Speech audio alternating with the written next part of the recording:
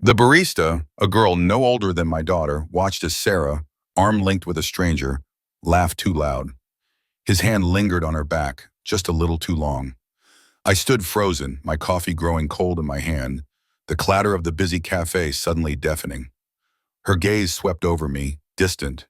Then she whispered to him, "He's nobody."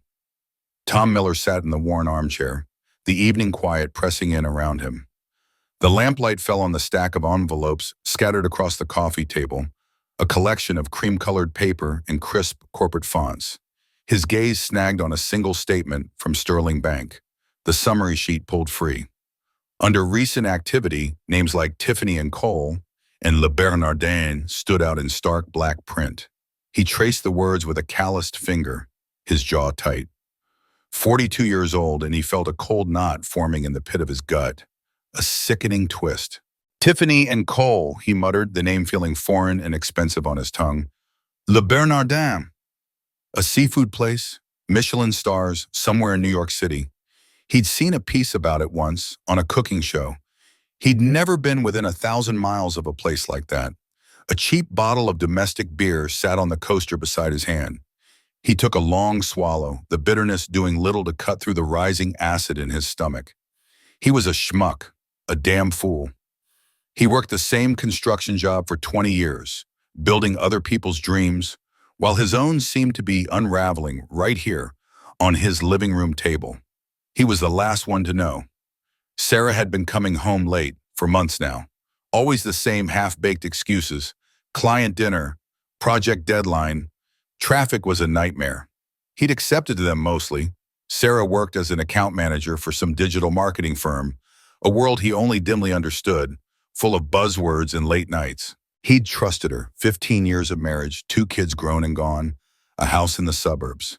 He thought he knew her. Then he heard it, the distinct click of her heels on the hardwood floor in the foyer. A sound that used to signal the end of his quiet evening now sent a jolt of pure dread through him. His heart started pounding, a dull, heavy thud against his ribs, like a jackhammer starting up in a quiet street. He didn't move, just stared at the bills, waiting. The door from the garage opened. The familiar scent of her expensive perfume, something light and floral, drifted into the living room, preceding her. Sarah appeared in the archway, her blonde hair perfectly coiffed, a bright, practiced smile on her face. Her purse, a new leather one he hadn't recognized, hung from her shoulder. "Tom, honey, I'm so sorry I'm late again. Work just—" Her voice trailed off. Her eyes, bright moments before, landed on the scattered papers on the coffee table. The smile slipped, her features subtly shifting, like a mask dissolving. He picked up the Sterling Bank statement, holding it steady, though his hand trembled slightly.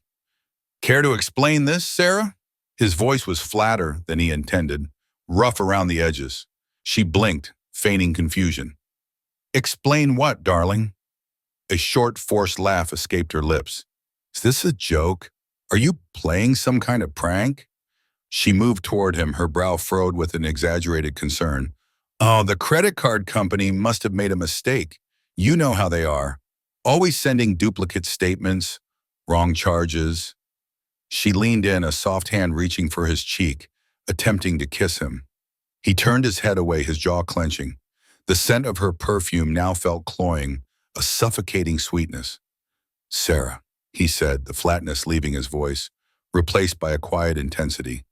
"Don't lie to me. Where have you really been going?" Her hand dropped from his face. Her eyes narrowed, the warmth gone, replaced by a hard glint he hadn't seen in years. Her voice, when it came, was low, almost a hiss. "I told you, Tom, I've been working late. Why are you suddenly accusing me of what? Cheating?" The word hung in the air, heavy and poisonous. He pushed himself up from the armchair, the sudden movement jarring him. His hand was shaking, he noticed, truly shaking. "I don't know what to think, Sarah." He looked at her, then away, towards the silent television. "But I know you're hiding something. This isn't just a mistake." Sarah's face hardened further, the delicate lines around her mouth tightening. Her eyes were chips of ice. "Be careful, Tom," she said, her voice a cold warning stripped of all pretense. "You might not like what you find." She turned abruptly, the new purse swinging against her hip, and stormed out of the living room. He heard her heels click rapidly up the stairs, the sound echoing in the sudden silence of the house, before a bedroom door slammed shut, rattling the foundation. He was left with a head full of questions and a gut full of dread. Alice's Wonderland, he thought, would look like a kiddie pool compared to this. He collapsed back onto the couch, the worn fabric pressing against his back. The idea of his wife, his Sarah, threatening him over credit card charges, over laws, started to sink in. A heavy stone at the bottom of a well. The late nights, the sudden designer clothes she'd been wearing. The way her eyes averted whenever he asked too many questions about her day. It all started to add up, slotting into place with a sickening click. "Damn it," he muttered, slamming his fist down on the armrest, the impact sending a jolt up to his shoulder. He needed air, a space where the walls weren't closing in. He grabbed his worn jacket from the coat rack by the door, the familiar weight a small comfort. Without another word to Sarah or even a thought of what he would say, he walked out into the cool night air. The cool night air hit Tom's face, a damp chill carrying the scent of cut grass and distant diesel. He pulled his jacket tighter, the familiar fabric offering little comfort against the sudden emptiness that had settled in his chest. He stood on his driveway, hands shoved deep into his pockets, trying to clear his head, trying to make sense of the words Sarah had thrown at him. The house behind him was silent, a dark, accusing silhouette against the fading twilight. His gaze drifted across the street, past Mrs. Henderson's meticulously pruned rose bushes, to a car parked beneath the street lamp. It was a sleek black sedan, something foreign and expensive, with windows so darkly tinted he couldn't even guess at the interior. Definitely not a common sight in their quiet little neighborhood, where most vehicles were aging sedans or practical SUVs. It looked out of place, almost menacing, like a shadow waiting to detach itself from the night. "Evening, Tom? Everything all right?" The voice, deep and gravelly, startled him. He turned to see Frank Olson, his next-door neighbor, standing on his porch. Frank was a retired cop, a man who saw more than he let on, his shoulders still broad despite his years, his eyes sharp. He had a way of looking at you that made you feel like he already knew half your story. Tom managed a tight smile. "Yeah, Frank, everything's fine, just getting some air." The words felt hollow, like pebbles rattling in an empty can. Frank, leaning against the porch railing, raised an eyebrow. The streetlight glinted off the silver stubble on his chin. "Aha! And I'm the Queen of England." He took a slow drag from the cigarette held between two fingers, exhaling a thin plume of smoke that quickly dissipated in the cool air. He nodded towards the black car. "That thing's got your attention, I see." Tom felt a prickle of surprise. "You've seen it before?" Frank nodded slowly. "Every couple of days for the past few weeks. Always shows up right around the time Sarah gets home from work. Sometimes it's gone by morning. Sometimes it sits there until she leaves again." He took another drag, his gaze steady on the black car, then shifted to Tom. "Figured it was something to do with her new job. Corporate types, you know." Tom's stomach dropped, a cold, sickening plunge. "You think it's following Sarah?" The question hung in the air, heavy and unspoken between them. The implications were immediate, stark. Frank shrugged, the movement of his broad shoulders slight. "Could be, or it could be following you. People get involved in things, Tom. Business, personal. Either way, something's not right. That kind of car, those windows, it's not the kind of vehicle you see parked on Maple Drive without a reason." He stubbed out his cigarette in a small ceramic ashtray on the railing. "Want to tell me what's really going on, Tom?" Tom hesitated. For 15 years, he'd kept his life with Sarah private, tucked away behind their front door. He'd always prided himself on handling his own problems. But Frank's cop instincts, honed over 30 years on the force, were exactly what he needed right now. The thought of facing this alone, of trying to untangle Sarah's increasingly complex web of lies, felt overwhelming. Frank was practical, unblinking. He wouldn't judge. He would just listen. And maybe, just maybe, he could see something Tom couldn't. "It's complicated, Frank," Tom finally said, the words feeling like a dam breaking. He cleared his throat. "Can we talk inside?" "Yours?" Frank pushed himself off the railing. "Sure, Tom. Come on in." As they stepped into Frank's house, the air was warm, smelling faintly of pipe tobacco and old books. Tom felt a distinct sense of crossing a line. There would be no going back from this. Once he started talking, once he laid out the pieces of his broken marriage for another man to inspect, the illusion of their life, of their quiet suburban existence, would be shattered. He knew it in his gut, a quiet, mournful certainty. Frank gestured towards a comfortable armchair, worn from years of use. "Beer? Or something stronger?" "Beer's fine," Tom murmured, sinking into the chair. Frank returned a moment later with 2 bottles, twisting off the caps with practiced ease. He handed one to Tom, then settled into his own armchair, a worn leather recliner, its springs groaning softly. The soft glow of a floor lamp cast long shadows across the room. "All right, Tom," Frank said, taking a slow sip of his beer. His gaze was direct, unwavering. "Start from the beginning." Tom took a deep breath, the cold beer a sharp contrast to the burning in his chest. He started with the credit card bills, the strange names, the impossible charges. He moved on to Sarah's late nights, the vague excuses, the way her eyes had averted his. He spoke about the perfume, the new clothes, the subtle shifts in her demeanor. He spoke slowly, carefully, each word a painful step through the debris of his marriage. Frank Olson listened, his gaze fixed on Tom, his face a canvas of unreadable calm. Tom recounted everything: the strange new perfume, the way Sarah avoided his eyes, the almost theatrical anger when he'd confronted her. He laid out the credit card bills like evidence in a quiet court, pointing to the names, the dates, the exorbitant amounts. He spoke of the shift in Sarah, subtle at first, then sharper, undeniable. The beer in his hand went warm, forgotten. The words spilled out, raw and unedited, each one a piece of the growing chasm in his life. When Tom finally finished, the silence in Frank's living room stretched, heavy and profound. The hum of the refrigerator in the kitchen, the distant chirp of crickets, seemed amplified. Frank took a slow sip of his beer, his eyes still on Tom, before he spoke. "You think she's cheating?" Tom nodded, a lump forming in his throat, a bitter pill to swallow. "I don't want to believe it, God, no, but yeah, Frank, I think she might be." The admission felt like a surrender, a painful tearing away of the last thread of hope he'd clung to. Frank leaned forward, his elbows resting on his knees, the casual posture belying the seriousness in his eyes. He set his beer down on the coaster with a soft thud. "Tom, I'm going to be straight with you. From what you've told me and from what I've seen with that black car parked across the street, I think there's more going on here than just an affair." Tom's heart, already a frantic drumbeat against his ribs, picked up speed. A cold tendril of fear snaked through him. "What do you mean?" "Those places on the credit card bill," Frank continued, his voice low and even. "Tiffany and Cole, Le Bernardin. They're not just expensive, Tom. They're the kind of places where people go to be seen. Or more often, they're the kind of places where people go to meet people they don't want anyone else to know about. Discreet, high-end, and often a certain kind of clientele goes there." He paused, letting the implications settle. "And that car, it's too clean, too regular. It's not a lovesick boyfriend parked down the street.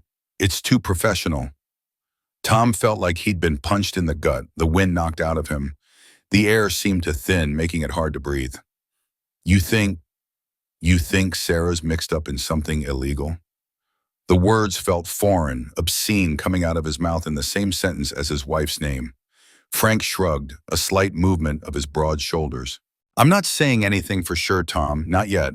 But in my experience, when you start seeing patterns like this, expensive purchases with no explanation, secretive behavior, a sudden shift in habits, and then a mysterious car that always seems to be around when your wife is, it usually points to something more substantial than just a romantic entanglement. Affairs are messy, sure, but this has a different feel to it. It's too organized." Frank's words hit Tom like a freight train, the impact shattering the last fragments of his reality.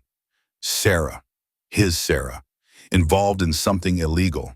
It seemed impossible. Just as impossible as the idea of her cheating had seemed just a few hours ago. He thought of her laugh, her hand in his, the way she used to hum off-key while making breakfast. It was all a lie, or about to become one. Jesus, Tom muttered, running a hand over his face, pressing the heels of his palms against his burning eyes. The cold beer bottle on the table seemed to mock him. What the hell am I supposed to do now? His voice was barely a whisper.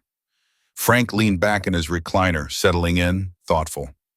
Well, if you want my professional opinion, Tom, we need more information. Right now, all we've got is speculation. A few suspicious circumstances, but nothing concrete. No hard evidence. We need to know who she's meeting, where she's going, what she's doing. Tom looked at him, a dizzying mix of fear and a fragile, nascent hope swirling within him. We? Frank nodded, a small, almost imperceptible smile playing at the corners of his lips. Yeah, we, boy. Look, Tom, I may be retired, but I still know a thing or two about investigations. And something tells me you could use all the help you can get right now.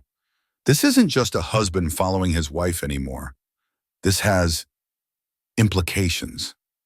A wave of profound relief washed over Tom, so powerful it almost buckled his knees. He hadn't realized how truly alone he had felt until that very moment. Thank you, Frank, he said, his voice thick with emotion, scratchy and raw. I really appreciate it. Frank waved off the gratitude with a dismissive hand. Don't mention it. Just remember, once we start this, we don't stop until we have answers. Now let's think about this logically. We need to track Sarah's movements. See where she's really going when she says she's working late. Tom's stomach twisted, a sickening knot tightening with the thought of spying on his own wife. The word hung in the air, heavy and ugly. Spying. It was a betrayal in itself, a testament to how far things had fallen. But Frank was right. They needed evidence. He needed answers. The idea of living in this fog of suspicion, of being slowly poisoned in doubt, was unbearable. How do we do that, he asked, the words barely audible. Frank's eyes, usually steady and calm, held a gleam, a hint of his old detective spirit igniting. It was a subtle shift, but Tom saw it. Ever heard of GPS trackers, Tom? Frank leaned forward, a conspiratorial glint in his eye. Just like that, they were hatching a plan. Frank, it turned out, had an old GPS tracker from his police days, a small magnetic device designed to stick covertly to the underside of a vehicle. It was a relic, he admitted, but still perfectly functional. They decided to install it on Sarah's car the next day, while she was at work. It felt like something out of a cheap thriller, a plot point in a movie Tom would usually scoff at for its implausibility. He felt surreal, like he was living in some kind of spy movie, watching a drama unfold from a distance. Yet the dull ache in his chest, the raw, exposed nerve of betrayal, reminded him that it was all too real. This wasn't Hollywood. This was his life, tearing itself apart. The next day passed in a blur of anxiety and anticipation. At the construction site, the roar of machinery and the shouts of his crew usually grounded him, but today they were just noise. He moved through his workday on autopilot, his mind replaying Sarah's cold warning. Frank's grim assessment. Each swing of the hammer felt heavy. Each beam he hoisted felt weighed down with unspoken dread.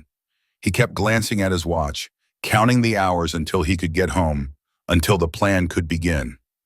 When he finally pulled into his driveway, the late afternoon sun casting long shadows, Sarah's car was already in the garage. She was home. He walked into the house, his heart thumping, a sickening awareness settling over him.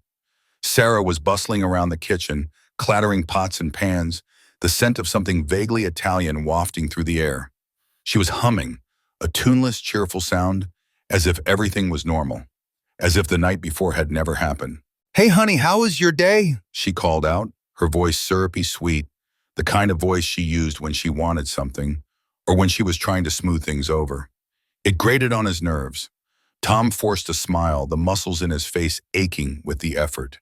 He felt sick to his stomach, a wave of nausea washing over him. "Fine," he choked out, walking into the kitchen, keeping his distance. "Just fine."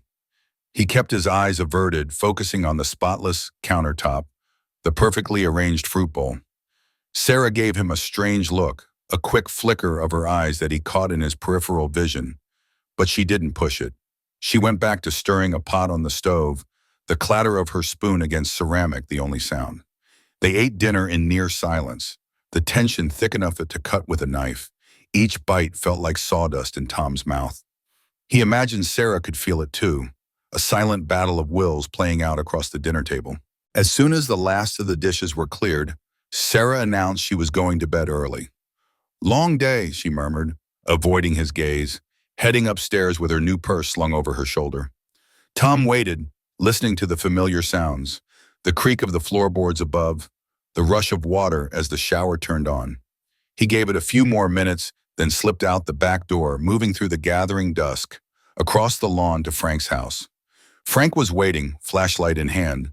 They moved with practiced efficiency, two shadows in the deepening night. Frank's experienced hands made short work of it, reaching under the chassis of Sarah's car, the magnetic tracker snapping into place with a quiet click. It was done in less than 5 minutes. As they straightened up, brushing dirt from their clothes, Frank put a hand on Tom's shoulder. His grip was firm, reassuring.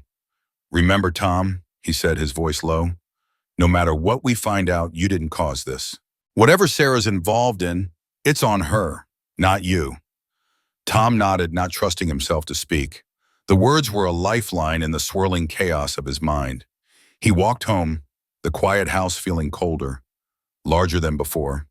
He spent the night tossing and turning, sleep an elusive dream. His mind raced, replaying conversations, imagining possibilities, none of them good. The tracker was on. The game had begun. The next few days were torture, a slow, grinding agony that settled deep in Tom's bones. He went about his normal routine, rising before dawn, heading to the construction site, swinging his hammer, shouting instructions.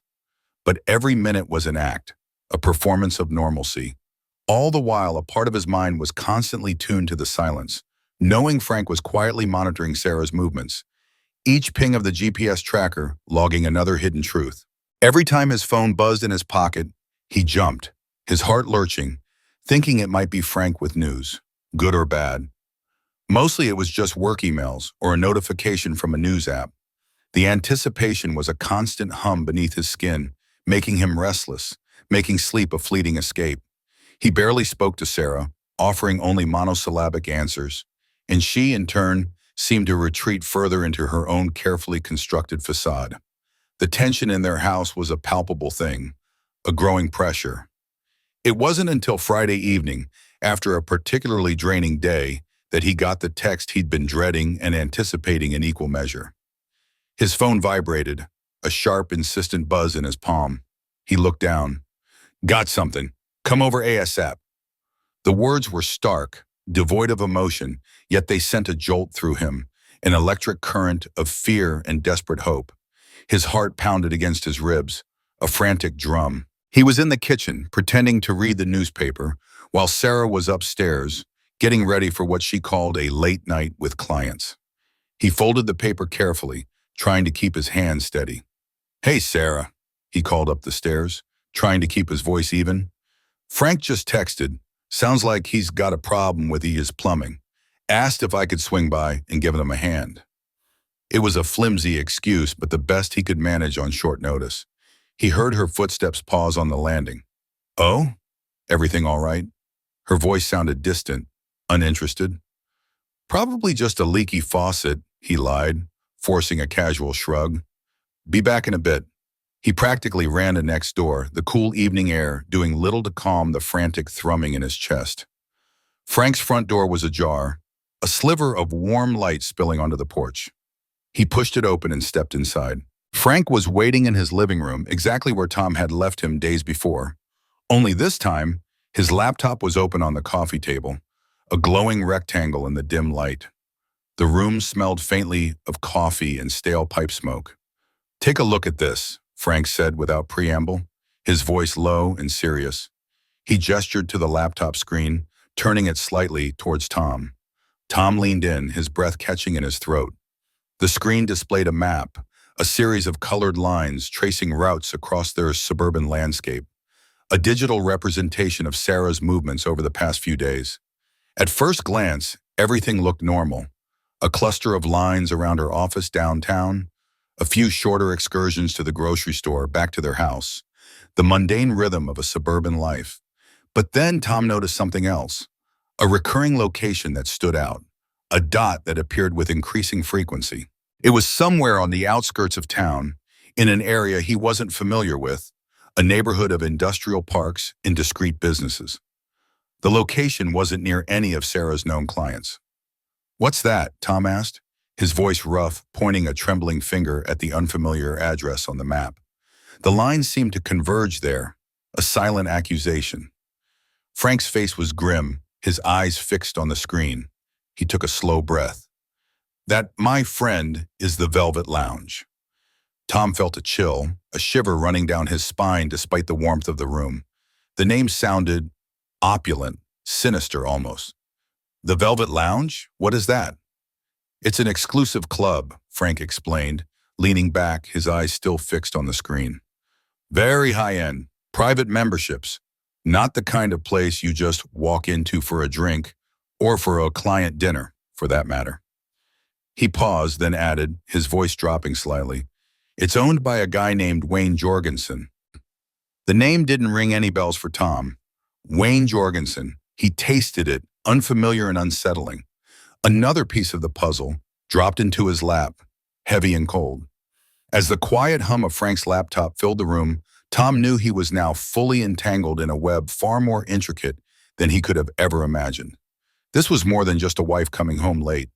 This was something bigger, something darker. Stick around to the end to see how life's costly choices unfold. "Who's Wayne Jorgensen?" Tom asked, the name echoing in the quiet room. A new chill, sharper than the night air, crept up his spine, a premonition of something truly ugly. The sleek black car across the street, the high-end restaurants, the cold warning from Sarah. It was all coalescing into a shape far more sinister than he could have imagined. Frank's expression darkened, the lines around his eyes deepening. He looked out the window, his gaze fixed on nothing in particular, his silence more telling than words. "Bad news, Tom. That's who Wayne Jorgensen is. He's got connections to organized crime. Not the street-level stuff, mind you. This is higher up, more sophisticated. Think white-collar crime, but with very sharp edges." He turned back to Tom, his gaze direct and unblinking. "Wayne Jorgensen is a ghost in the system, mostly. Runs a few legitimate businesses, fronts for the real action. But his name has come up in federal investigations for money laundering, racketeering, the works. They've never been able to pin anything on him directly, but everyone in the know, they know he's careful, dangerous." Frank paused, letting the words sink in. If Sarah's hanging out there, at the Velvet Lounge, she's mixed up in something way bigger than just an affair. This isn't a casual fling. This is a game with very high stakes. Tom's world spun. He gripped the edge of the coffee table, his knuckles white, trying to steady himself against the sudden, dizzying shift in reality. The simpler, painful image of a cheating wife, a broken heart, was violently replaced by something far more terrifying. Sarah, his Sarah, entangled with criminals, with organized crime. The thought was a visceral blow, knocking the air from his lungs. "Organized crime?" Tom whispered, the words feeling foreign and terrifying in his mouth, too big, too dark for his quiet suburban life. He looked at the map on the laptop screen, the glowing dot of the Velvet Lounge now a sinister beacon. Frank nodded slowly, his gaze still holding Tom's. "It's not a place you just stumble into, Tom, not without an invitation or a reason. People go there for a reason, usually to do business they want to keep under wraps, where discretion is paramount, and where the money flows. Freely, if not always legally." Tom remembered Sarah's cold warning from the other night. Her eyes narrowed, her voice like ice. "Be careful, Tom. You might not like what you find." The words, dismissed as a jealous retort then, now took on a sinister new meaning. A threat, a genuine warning. He started mentally backtracking, sifting through the last few months, seeing everything through this new, horrifying lens. Sarah's sudden interest in money, the vague complaints about their financial situation, despite his steady job, her hushed phone calls, always ending abruptly when he walked into the room, Her general air of guardedness, which he dismissed as typical marital stress, a byproduct of her demanding job. It wasn't stress, it was secrecy. "So, what now?" Tom asked, his voice raw, feeling utterly overwhelmed. The earlier relief of simply having Frank's help, of having a trusted ear, was replaced by a much deeper, colder fear. This wasn't just about his marriage anymore. This was about something that felt far beyond his control. Frank leaned forward, his hands clasped, his gaze unwavering. "We need to understand her role, Tom. Is she just a patron? Someone who knows Jorgensen? Or is she actively involved in his operations? A go-between? A facilitator? That makes all the difference." He pointed out that the expensive credit card charges now made terrifying sense, fitting the opulent, clandestine lifestyle associated with such a place, a cover for illicit dealings. Tom felt a sickening blend of anger at the betrayal, fear for Sarah and for himself, and a strange sense of unreality, as if he was watching his own life unfold as a bad dream. He thought of his kids, grown and gone, but still part of his world, still linked to Sarah. What if this blew up? What would happen to them? To him? "This isn't just about us anymore, is it?" Tom said, his voice flat, the realization hitting him with crushing force. His private life, his quiet suburban existence, had been invaded by something dark and dangerous. Frank confirmed Tom's grim realization with a slow nod. "No, Tom, this is about a whole lot more. This is about the kind of trouble that can bleed into everything. The kind that doesn't just go away because you want it to." His words, calm and factual, held the weight of years of experience, years spent dealing with the shadows of human nature. He suggested they monitor more closely. The GPS tracker gave them location, but not context. They needed eyes on the ground, a clearer picture of who Sarah was meeting, how she was acting. "Perhaps," Frank offered, "getting closer to the Velvet Lounge without being seen, just to get a feel for the place. See what you can observe." Tom agreed, the word coming out as a strangled whisper. A desperate need to understand the full scope of Sarah's involvement gnawed at him. He couldn't just sit at home, waiting for the pieces to fall. He had to see it for himself, no matter how much it hurt. They devised a plan. Frank had checked the tracker. Sarah was scheduled to be at the Velvet Lounge again on Saturday night. Tom would subtly observe the club's vicinity, keeping a safe distance, making sure he wasn't noticed. It was a simple plan, born of necessity and desperation. The following evening, a cold Saturday, Tom made another excuse to Sarah. This time, it was a weak one about errands, something about picking up a part for a leaky faucet that suddenly needed fixing. Sarah, already dressed in a shimmering dark dress he didn't recognize, barely acknowledged him, too engrossed in applying lipstick in the hallway mirror. He took his car, the familiar hum of the engine a small comfort in the suffocating silence of his thoughts. He parked a few blocks away from the Velvet Lounge, on a quiet residential street. The engine cut. The interior of his car growing cold. His heart thumped with a mix of dread and a grim, almost fatalistic resolve. The club, a sleek, modern building, glowed with subtle, expensive lighting, a beacon of whispered secrets against the night sky. He watched from a distance, the street quiet except for the occasional passing car.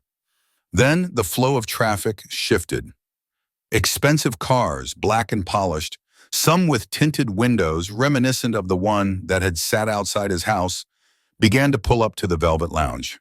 Valets in crisp uniforms moved with practiced ease. This wasn't a casual hangout. This was a destination for a specific kind of clientele. He saw her car arrive, pulling smoothly into the valet line. His breath caught in his throat. Sarah stepped out, dressed in a sleek, expensive outfit, a dark silk dress that shimmered under the club's lights, clinging to her figure in a way he hadn't seen in years. Her hair was styled perfectly, her makeup flawless. She looked transformed, like a woman he barely knew. She was greeted by a burly doorman who nodded respectfully. Then a moment later, a man in a sharp suit, tailored perfectly to his imposing frame, appeared at the entrance. He wasn't Wayne Jorgensen, Tom knew from Frank's description, but he moved with an air of quiet authority, his gaze sweeping the street before settling on Sarah. He offered her a small, knowing smile. Sarah returned it, a subtle, confident curve of her lips that spoke of familiarity, of comfort in this world.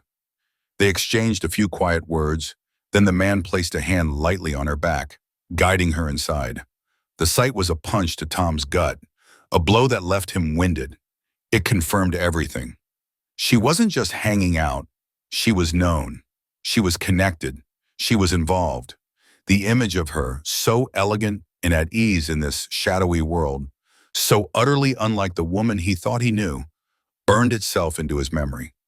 Tom took a shaky breath, the Midwestern quiet of his upbringing, the simple, honest values he'd lived by, feeling miles away from this dark, opulent world. The truth, stark and undeniable, was now laid bare. He returned home late, slipping quietly into the house. He tried to act normal, the pretense a thin shield against the storm raging inside him. But the image of Sarah at the club, smiling with those men, moving with that quiet confidence, haunted him. Sleep was impossible. The next day, Tom reported his observations to Frank, his voice flat, devoid of emotion. He described the cars, the doorman, the man in the sharp suit, and Sarah's demeanor. He left nothing out. Frank listened gravely, his face unreadable. When Tom finished, Frank nodded slowly. That confirms it, Tom. Her behavior, her comfort in that environment, the way she was greeted, that suggests active participation. She's not just a casual visitor. She's part of it. A cold certainty settled in Tom's chest, heavy and unyielding. His marriage, his life, was not just broken, it was corrupted. Frank advised Tom to gather any further evidence he could. Financial documents, communications, anything that links her directly to Jorgensen or to the business they're doing. Anything that proves she's more than just a visitor. He spoke with the quiet authority of a man who knew the drill, who understood the grim necessities of the situation. Tom felt like a spy in his own home, the place that was once his sanctuary, now a field of operations. His movements became careful, deliberate. He waited until Sarah was out of the house, at work, or more often, at the Velvet Lounge, before he began his search. He started small, checking her purse, her desk drawers. He found nothing obvious, no smoking gun, only more layers of her carefully constructed facade. But then he remembered Frank's words about discretion, about things being kept under wraps. He knew Sarah, or thought he did. She was meticulous, even in her deceit. He found it hidden beneath a loose floorboard in the back of her closet, concealed beneath a pile of old scarves. A burner phone, cheap and unassuming, filled with cryptic messages and contacts under code names like Lion and Shadow. The messages were short, transactional, hinting at meetings, deliveries, and amounts. It was a language he didn't understand, but the implication was clear. Next to the phone, he discovered a small ledger, a plain black notebook that felt heavy in his hands. It was meticulously kept, filled with columns of dates, large sums of money, and initials. He recognized a few: WJ for Wayne Jorgensen, VL, UDO for the Velvet Lounge. The numbers were staggering, far beyond anything he or Sarah had ever earned legitimately. This was the hard evidence Frank had spoken of, laid out in black and white. Tom's hands trembled as he took photos of everything, his phone clicking softly in the silent house, each flash an indictment. He waited until Sarah came home that evening, the scent of her expensive perfume once again preceding her. She walked into the living room, oblivious, humming. He was sitting on this couch, the burner phone and the ledger laid out on the coffee table between them, a stark and brutal contrast to the credit card bills from their first confrontation. Sarah saw them, and her calm facade shattered. The color drained from her face, leaving her pale and brittle, her eyes wide with a sudden dawning terror. Her humming died. Her purse slipped from her shoulder, landing on the hardwood floor with a soft thud. What have you done, Tom?" she whispered, her voice a thin, reedy sound, a mix of fear and betrayal. Tom's voice was steady, hollow, devoid of the emotion that was raging inside him. "I found out what you're really mixed up in, Sarah. Everything." His gaze didn't waver. She tried to deny it, to spin a story, her mind scrambling for an excuse. "Tom, it's not what you think. There's a perfectly logical explanation for all of this." But Tom cut her off, his voice rising, gaining a cold, hard edge. "Logical? Is it logical that you have a burner phone, Sarah? Is it logical that you have a ledger detailing transactions with Wayne Jorgensen? Is it logical that you're spending your nights at the Velvet Lounge? You're doing business with criminals? Is that your logical explanation? He listed the dates, the names, the evidence he had gathered, each word a hammer blow. Sarah finally broke down, her carefully constructed composure collapsing. She sank onto the armchair, burying her face in her hands, her shoulders shaking with silent sobs. She admitted her involvement, her voice muffled, choked with tears. But then she lifted her head, her eyes red-rimmed and desperate. "I was forced into it, Tom," she pleaded, reaching out a trembling hand. "Wayne Jorgensen, he had leverage, something from my past. He threatened me, threatened our family. I didn't have a choice."